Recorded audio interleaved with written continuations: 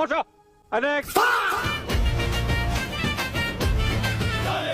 মার্কাটা কি শহীদ জিয়ার, বেগম জিয়ার, তারেক জিয়ার, ভোট দিবেন কিসে?